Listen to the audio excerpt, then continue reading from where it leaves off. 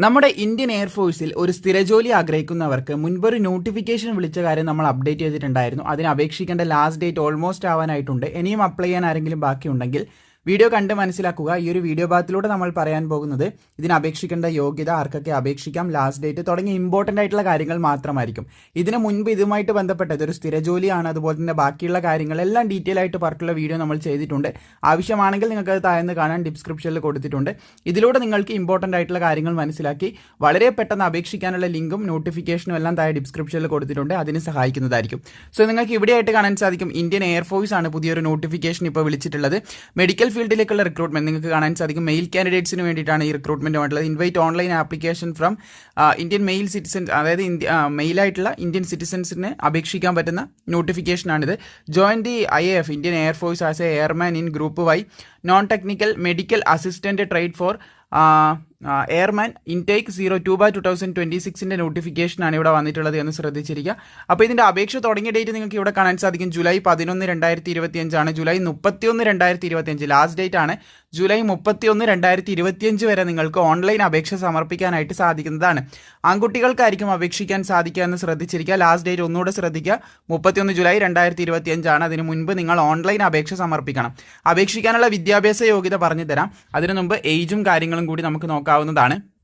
So നിങ്ങൾക്ക് ഇവിടെയായിട്ട് കൊടുത്തത് കാണാൻ സാധിക്കും. ആദ്യം തന്നെ മെറിറ്റൽ സ്റ്റാറ്റസ് ആണ് കൊടുത്തിട്ടുള്ളത്, പിന്നെ ഏജും കാര്യങ്ങളൊക്കെ കൊടുത്തിട്ടുണ്ട്. മെഡിക്കൽ അസിസ്റ്റന്റ് ട്രേഡിലേക്ക് അപേക്ഷിക്കാൻ +2 ലെവലിലേക്ക് അപേക്ഷിക്കുന്നവരാണെങ്കിൽ നിങ്ങൾ അൺമേരിഡ് ആയിരിക്കണമെന്ന് ശ്രദ്ധിച്ചിരിക്കുക. അതുപോലെ തന്നെ ജനന തീയതി നോക്കുകയാണെങ്കിൽ 2 ജൂലൈ 2005 2 ജൂലൈ 2009 ഈ ഒരു ഡേറ്റിലും ഇതിൻ്റെ ഇടയിലും ജനിച്ചവർക്ക് അപേക്ഷിക്കാം. അപ്പോൾ +2 ഉള്ളവർക്ക് ഇതിന് അപേക്ഷിക്കാൻ സാധിക്കുമെന്ന് ശ്രദ്ധിച്ചിരിക്കുക. +2 എങ്ങനെ വേണമെന്ന് ഞാൻ പറഞ്ഞു തരാം മുന്നോട്ടേക്ക്. അതുപോലെ തന്നെ മെഡിക്കൽ അസിസ്റ്റന്റ് ട്രേഡ് തന്നെ വിത്ത് ഡിപ്ലോമ അല്ലെങ്കിൽ BSc ഇൻ ഫാർമ ഉള്ളവർക്ക് അപേക്ഷിക്കാൻ പറ്റുന്ന രീതിയാണ്. അൺമേരിഡ് ആയിട്ടുള്ളവർക്കാണ് അപേക്ഷിക്കാൻ സാധിക്കുക. 2 ജൂലൈ 2002 അതുപോലെ തന്നെ 2 ജൂലൈ 2007 ഈ ഒരു ഡേറ്റിലും ഇതിൻ്റെ ഇടയിലും ജനിച്ചവർക്ക് അപേക്ഷിക്കാൻ സാധിക്കും. ഇനി മാരീഡ് ആയിട്ടുള്ളവർക്കും ഇതിന് അപേക്ഷിക്കാൻ സാധിക്കും, പക്ഷേ അതിന് ഏജ് ലിമിറ്റ് മാറ്റമുണ്ട്. 2 ജൂലൈ 2002 അതുപോലെ തന്നെ 2 ജൂലൈ 2005 ഈ ഒരു ഡേറ്റിലും ഇതിൻ്റെ ഇടയിലും ജനിച്ചവർക്കാണ് അപേക്ഷിക്കാൻ സാധിക്കുക. അപ്പോൾ 2 വിദ്യാഭ്യാസ യോഗ്യതയുള്ളവർക്കാണ് ഇതിന് അപേക്ഷിക്കാൻ സാധിക്കുന്നത്. ഒന്ന് +2 സയൻസോട് കൂടിയാണ്, ഞാൻ മുമ്പോട്ടേക്ക് പറയാം. മറ്റൊന്ന് ഡിപ്ലോമ അല്ലെങ്കിൽ BSc ഇൻ ഫാർമ ഉള്ളവർക്ക് അപേക്ഷിക്കാം. ഡിപ്ലോമ ഈ ഒരു ഫാർമസി ആയിട്ട് റിലേറ്റ് ചെയ്തിട്ടുള്ള മെഡിക്കൽ ഫീൽഡുമായിട്ട് റിലേറ്റ് ചെയ്തിട്ടുള്ള തന്നെ വേണമെന്ന് ശ്രദ്ധിച്ചിരിക്കുക. അത് പ്രത്യേക ട്രേഡിൽ തന്നെ വേണം, അത് നിർബന്ധമാണ്. അത് പ്രത്യേകം ഒന്ന് ശ്രദ്ധിച്ചിരിക്കുക. ഇനി അപ്പർ ഏജ് ലിമിറ്റ് +2 ആണെങ്കിൽ 21 വയസ്സും അതുപോലെ തന്നെ നമ്മുടെ ഡിപ്ലോമ BSc ഒക്കെ ആണെങ്കിൽ 24 വയസ്സ് വരെയൊക്കെയുള്ളവർക്ക് അപേക്ഷിക്കാൻ പറ്റും. ഇനി ക്വാളിഫിക്കേഷനിലേക്ക് നമുക്ക് കിടക്കാം. ക്വാളിഫിക്കേഷൻ നോക്കുകയാണെങ്കിൽ +2 ലെവലാണ്. +2 ലെവലുള്ളവർക്ക് എങ്ങനെ അപേക്ഷിക്കുക എന്നുള്ള കാര്യം നമുക്ക് നോക്കാം. +2 പാസ്സായിരിക്കണം with physics, chemistry, biology and ഇംഗ്ലീഷിലാണ് നിങ്ങൾ പാസ്സായിരിക്കേണ്ടതെന്ന് ശ്രദ്ധിച്ചിരിക്കുക. മൊത്തം നിങ്ങൾക്ക് 50% മാർക്ക് വേണം. ഇംഗ്ലീഷ് എന്ന് പറയുന്ന സബ്ജക്റ്റിനും 50% മാർക്ക് സ്കോർ ചെയ്യാൻ പറ്റണം. ഇനി നിങ്ങൾക്ക് +2 അല്ല ഉള്ളത്, 2 ഇയർ വൊക്കേഷണൽ കോഴ്സ് ആണെങ്കിൽ അങ്ങനെയും നിങ്ങൾക്ക് അപ്ലൈ ചെയ്യാൻ സാധിക്കും. അവിടെയും ഫിസിക്സ്, കെമിസ്ട്രി, ബയോളജി പിന്നെ ഇംഗ്ലീഷ് എന്ന് പറയുന്ന സബ്ജക്റ്റ് നിങ്ങൾക്ക് വേണം. മൊത്തത്തിൽ 50% മാർക്ക് വേണം. അതുപോലെ തന്നെ ഇംഗ്ലീഷ് എന്ന് പറയുന്ന സബ്ജക്റ്റിനും നിങ്ങൾക്ക് 50% മാർക്ക് സ്കോർ ചെയ്യാൻ പറ്റിയിരിക്കണം. ഇതാണ് +2 മാത്രമുള്ളവർക്ക് അപേക്ഷിക്കാൻ പറ്റുന്ന, അല്ലെങ്കിൽ വൊക്കേഷണൽ കോഴ്സ് ഉള്ളവർക്ക് അപേക്ഷിക്കാൻ പറ്റുന്ന എലിജിബിലിറ്റി. ഇത് മാത്രമേ ഉണ്ടെങ്കിൽ നിങ്ങൾക്ക് അപേക്ഷിക്കാൻ പറ്റും. ഇനി മറ്റൊരു ക്വാളിഫിക്കേഷൻ നോക്കുകയാണെങ്കിൽ കാൻഡിഡേറ്റ് വിത്ത് ഡിപ്ലോമ അല്ലെങ്കിൽ BSc ഇൻ ഫാർമയ്ക്കുള്ളവർക്ക് അപേക്ഷിക്കാൻ പറ്റുന്ന ക്വാളിഫിക്കേഷനാണ്. +2 ഉണ്ടായിരിക്കണം. നിങ്ങൾക്ക് ഇവിടെ കാണാൻ സാധിക്കും കാൻഡിഡേറ്റ് ഷുഡ് ഹാവ് പാസ്ഡ് +2 ആണ് പറഞ്ഞിട്ടുള്ളത്. +2 അല്ലെങ്കിൽ അതിൻ്റെ ഇക്വലൻ്റ് ആയിട്ടുള്ള എന്തെങ്കിലും യോഗ്യത മതി. വിത്ത് ഫിസിക്സ്, അതുപോലെ കെമിസ്ട്രി, ബയോളജി, ഇംഗ്ലീഷോട് കൂടി പാസ്സായിരിക്കണം. 50% മാർക്ക് വേണം ടോട്ടലി. അതുപോലെ തന്നെ 50% മാർക്ക് ഇംഗ്ലീഷ് എന്ന് പറയുന്ന സബ്ജക്റ്റിന് മാത്രം വേണം, നേരത്തെ പറഞ്ഞതുപോലെ തന്നെ. പക്ഷേ ഇവിടെ BSc അതുപോലെ തന്നെ ഡിപ്ലോമ ആയതുകൊണ്ട് അഡീഷണൽ ആയിട്ട് ചോദിക്കുന്ന ക്വാളിഫിക്കേഷൻ നിങ്ങൾക്ക് കാണാൻ പറ്റും. ഡിപ്ലോമ അല്ലെങ്കിൽ BSc ഇൻ ഫാർമ വിത്ത് 50% മാർക്കോട് കൂടി പാസ്സായിരിക്കണം എന്ന് പറയുന്നുണ്ട്. അതുപോലെ തന്നെ സ്റ്റേറ്റ് കൗൺസിൽ അല്ലെങ്കിൽ നിങ്ങൾക്ക് കാണാൻ സാധിക്കും with valid registration from state pharmacy കൗൺസിലോ അല്ലെങ്കിൽ നിങ്ങൾക്ക് കാണാൻ സാധിക്കുന്നതാണ് ഫാർമസി കൗൺസിൽ ഓഫ് ഇന്ത്യൻ്റെ കീഴിലോ ഉണ്ടെങ്കിൽ നിങ്ങൾക്ക് അപ്ലൈ ചെയ്യാനായിട്ട് സാധിക്കത്തുള്ളൂ എന്ന് പ്രത്യേകം ശ്രദ്ധിച്ചിരിക്കാം. പിന്നെ ഇതിന് ആവശ്യമായിട്ടുള്ള വെയിറ്റ് ഒക്കെ നോക്കുകയാണെങ്കിൽ weight should be proportionate to height, അതുപോലെ തന്നെ ഏജ് ആണ് പറഞ്ഞിട്ടുള്ളത്. പിന്നെ 77 സെൻറ്റിമീറ്റർ ചെസ്റ്റ് വേണം, 5 സെൻറ്റിമീറ്റർ എക്സ്പാൻഡ് ചെയ്യാൻ പറ്റണം. ഇയറിംഗ് പെർഫെക്റ്റ് ആയിരിക്കണം. ഡെൻ്റൽ പോയിൻറ്റ്സ് 14 ഡെൻ്റൽ പോയിൻറ്റ്സിൻ്റെ കാര്യം പറയുന്നുണ്ട്.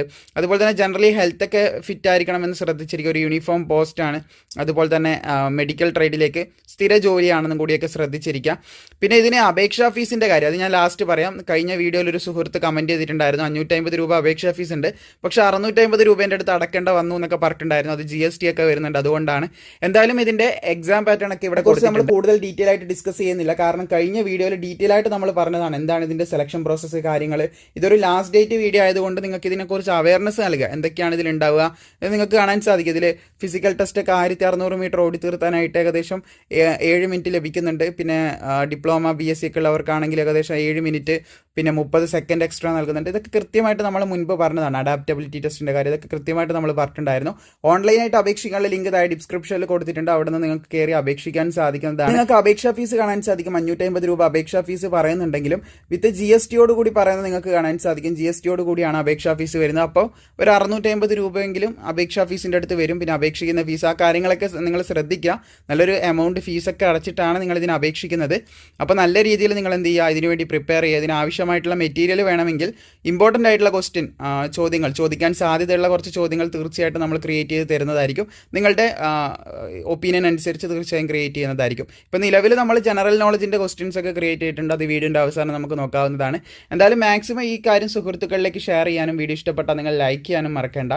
നിങ്ങളുടെ പരീക്ഷയിൽ ഒരു മുൻകൈ നിങ്ങൾക്ക് കൂടുതൽ ലഭിക്കാനായിട്ട് നമ്മൾ 1000 GK ജനറൽ നോളജിന്റെ ക്വസ്റ്റ്യൻസ് തയ്യാറാക്കിയിട്ടുണ്ടായിരുന്നു. ഇത് പഠിക്കാനുള്ള മെത്തേഡും ബാക്കിയുള്ള കാര്യങ്ങൾ കൂടി ഞാനിവിടെ പ്രൊവൈഡ് ചെയ്യാം. ഏകദേശം നിങ്ങൾക്ക് കാണാൻ സാധിക്കും ഇന്ത്യൻ പൊളിറ്റിക്സ് കണ്ടന്റ് ആണിത്. ഇന്ത്യൻ പൊളിറ്റിക്സ്, ഹിസ്റ്ററി, ജോഗ്രഫി, അതുപോലെ തന്നെ ഫിസിക്സ് ആൻഡ് കെമിസ്ട്രി, അതുപോലെ ബയോളജി ആൻഡ് എൻവിറോൺമെന്റ്, അതുപോലെ ആർട്ട്, കൾച്ചർ ആൻഡ് അവാർഡ്സ്, പിന്നെ സയൻസ് ആൻഡ് ടെക്നോളജി ഉണ്ട്, ഗവൺമെന്റ് സ്കീം ഉണ്ട്, പിന്നെ സ്റ്റേറ്റ് ആൻഡ് ഇറ്റ്സ് ക്യാപിറ്റൽ, അതായത് ഇന്ത്യയിലുള്ള മൊത്തം സ്റ്റേറ്റും അതിന്റെ ക്യാപിറ്റലും അതുപോലെ എല്ലാ കാര്യങ്ങളും, പിന്നെ റിവേഴ്സ് ഓഫ് ഇന്ത്യ. ഇങ്ങനെ ഏകദേശം 1000 ചോദ്യങ്ങളാണ് നമ്മൾ ക്രിയേറ്റ് ചെയ്തിട്ടുള്ളത്. GK എന്ന് ഹൈ ചാൻസ്, SSC പോലുള്ള എക്സാമിൽ പ്രത്യേകിച്ച് ഹൈ ചാൻസ് ഉള്ള ചോദ്യങ്ങളാണ് ഇതിൽ ഉൾപ്പെടുത്തിയിട്ടുള്ളത്.